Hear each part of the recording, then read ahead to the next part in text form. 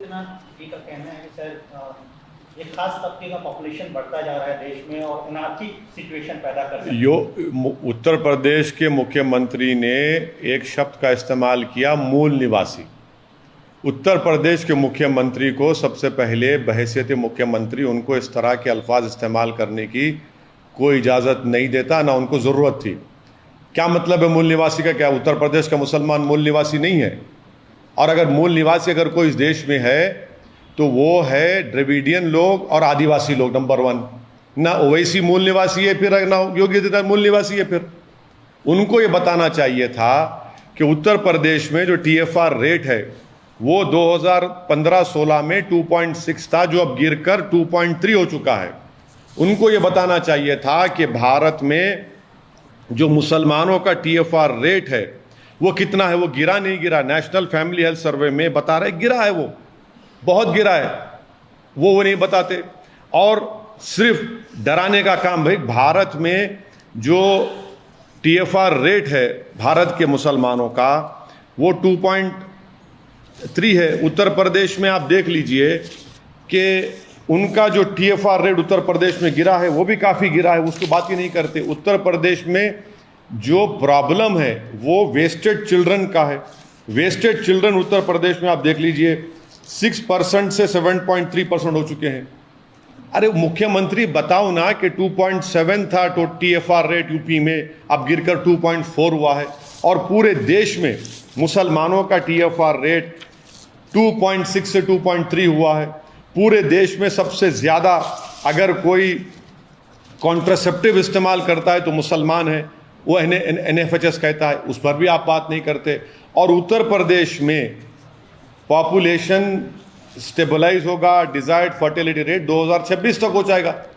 मुख्यमंत्री को बोलना चाहिए सब बातें। ये वो जानकर भी सिर्फ मुसलमानों के ताल्लुक से खौफ पैदा करना, ये इनका मंशा और मकसद। प्रधानमंत्री जी ने नए बन रहे संसद भवन के ऊपर अशोक स्तंभ का इनॉग्रेशन किया, आप इसको कॉन्स्टिट्यूशनल नॉर्म के खिलाफ? बिल्कुल, इसलिए मानता हूं कि भारत के संविधान में separation of powers basic structure का हिस्सा है।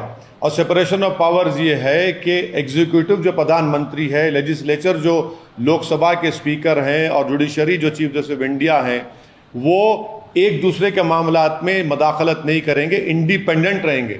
तो जब लोकसभा में प्रधानमंत्री जाते हैं तो स्पीकर बड़ा है, स्पीकर अध्यक्ष है, प्रधानमंत्री बड़े नहीं है वहाँ पर।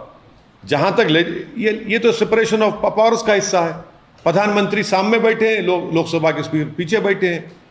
और अगर आप कॉन्स्टिट्यूशनल एक्सपर्ट्स को पूछेंगे तो वो जो अशोक चक्र है, जो उसके में 4 जानवर हैं, एक घोड़ा है, एक हाथी है, एक उसमें बुल है और एक लायन है। वो क्या बताता है कि भारत के संविधान का जो प्रियम्बल है, लिबर्टी, इक्वालिटी, फ्रेटर्निटी, जस्टिस को बताता है। प्रधानमंत्री उसको क्यों बोल रहे हैं? और ये तो उस जगह पर मिला था ना, जहाँ पर 50 फीट का एक पिलर है, जहाँ पर गौतम बुद्ध ने अपना पहला सरमन दिया था। अरे भाई, कभी कोई बौद्ध मजहब के जिम्मेदारों को बिठा लेते कम से कम, ताकि लोग याद रखते कि गौतम बुद्ध ने उस जगह पर खड़े होकर अपना पहला सरमन दिया था। सर, बीजेपी ने अभी अपना नेशनल एग्जीक्यूटिव किया है यहाँ पे तेलंगाना हैदराबाद शहर में। 2 दिन का नेशनल एग्जीक्यूटिव का, बड़े बड़े नेता, प्रधानमंत्री खुद आए। कहा ये माना यह जा रहा है कि बीजेपी मिशन साउथ पे काम कर रही है 2024 के जनरल इलेक्शन के लिए, और तेलंगाना पे उनकी खास नजर है 2023 की असेंबली के लिए। मिशन साउथ, मिशन तेलंगाना पे बीजेपी काम कर रही है। आप इस पूरे बीजेपी के ये जो एफर्ट है साउथ में अपने एक्सपेंशन को कैसे देखते हैं? नहीं, देखिए, देश में जो बेरोजगारी एक बहुत बड़ा मुद्दा बन चुका है, उसकी सरासर जिम्मेदारी प्रधानमंत्री की सरकार पर आयद होती है। पूरी विश्व में सबसे ज़्यादा नौजवान बेरोजगार हैं, कहाँ पर हैं? भारत में हैं। हर जगह पर आप देख रहे हैं कीमतें आसमानों को छू रही हैं, पेट्रोल डीजल हो, रोज़मर्रा की चीज़ें हो।